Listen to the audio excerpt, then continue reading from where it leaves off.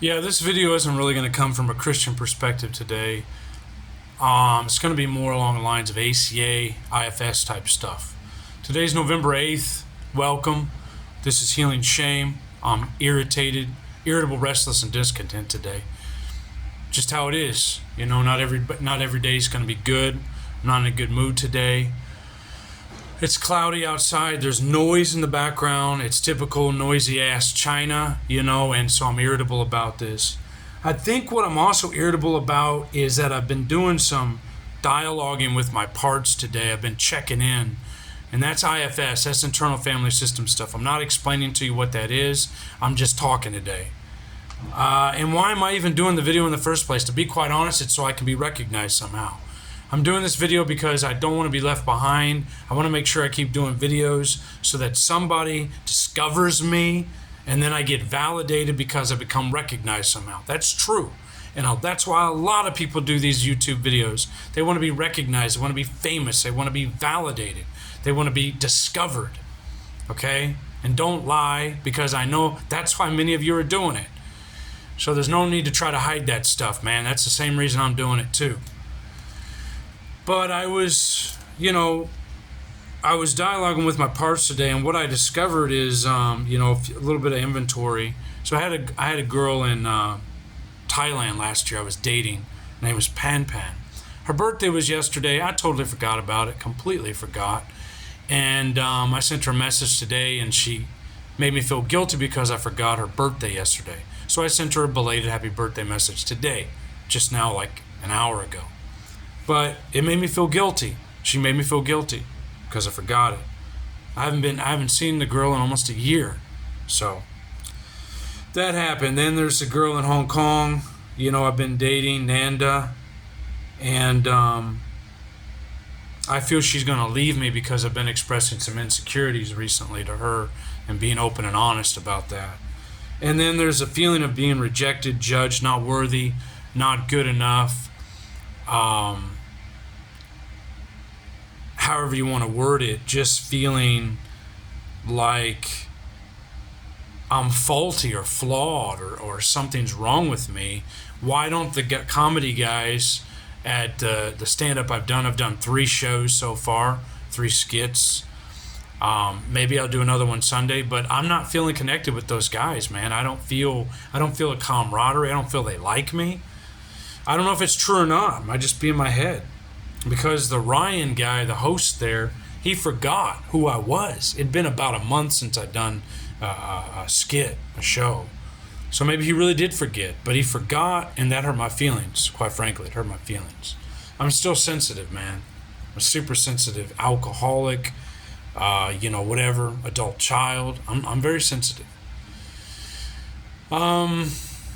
So that's what's going on, and I just also wanted to point out, I did an inventory today. I jotted some things down using the ACA, awesome stuff from ACA, Step 10 inventory, daily inventory, personal inventory.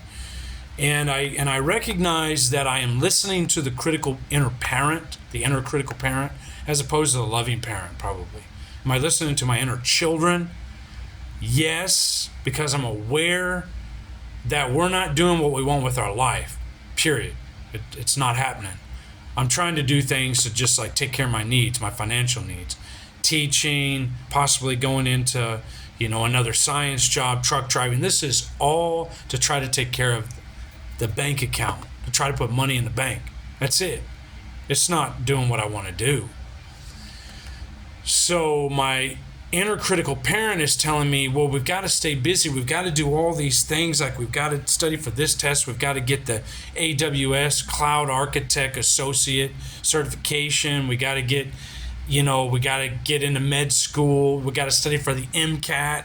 We got to do all this stuff that we could have done 20 years ago. And then the critic starts firing off at me and then telling me, well, you fucked everything up. You ruined your life because you could have done that stuff 15 years ago. Blah, blah, blah. And then I start to think about, my music career I didn't pursue. And I think that's listening to my inner kids. It's 20 years ago, I kind of gave up. Doesn't mean I have to give up now. Doesn't mean I have to quit. Doesn't mean I can't pursue it now. But, there's a realistic voice in there that says the chances are, you're going to be 44 in a couple months. Chances are you pursue this music career now. What are the chances of becoming famous, recognized, validated, or whatever at this age, starting so late or resuming so late? But then that brings me back to what's the underlying motive for really wanting to do it? Is because I really want to do it, or because I want to do it to be discovered, recognized, validated by society, by my family, by people, by myself, to show I'm good enough because now I've become something, I've become successful. People know about me. That defines success. Is that what success is? People knowing me? That means I'm successful? According to various and sundry ideas of today's standards, yeah, that's success, according to most people. So it's one of the reasons I'm doing these videos, Why didn't I go out and just start shooting up a school? That'll get me instant notoriety. And that's why some of those shooters do it. They shoot up a fucking school and instant notoriety. Boom, the media covers the story. Now these guys have just been catapulted into fame, and you can Google their name. Before that, they were nobody. Nobody knew about them. The day before they did that act, nobody knew those guys. Nobody. And then the day they did it, boom, they became celebrities, notorieties. And isn't that crazy? If you look at Andrew Blaze, the guy who shot up the place in Pennsylvania, the little convenience store, he had the Ghost Girl, and he was trying to get discovered by making cartoons, animation, creative things, but it really wasn't enough. He didn't feel probably like he'd been validated enough, so he shot that store up, and he knew once he'd done that, and then he, I guess, turned the gun on himself or something. He wound up taking himself out. Boom, catapulted in instant fame. You can Google him. Before that, you could probably Google him, but not so much was going to come up. Elliot Rodger, great example. Who knew about Elliot Rodger before 2014, whatever year that was? The Isla Vista shootings. Yeah, you could look at his YouTube. Nobody was paying attention to him for his YouTube channel. Nobody cared. He might have had a few viewers or hits or whatever, but then all of a sudden he shoots up 7 or 8 people, killing them, and then I guess turning a gun on himself, or maybe he got shot, maybe suicide by police, I can't remember exactly, but they call him the king of the incels, the supreme gentleman, Elliot Rodger. The moment that he committed those acts, boom, media covered the story, instant fame. So it's like, now how do I get my fame? How do I get my fame? Yeah, I want it. I do. That's what I want. I want to be famous. Yes, I'll admit it. And I don't know how to go about achieving that, but I don't want to get put in prison to get to reach those that result. I don't want that. Anybody can go down that road, yeah, and you're going to get famous for it. But then your life's over.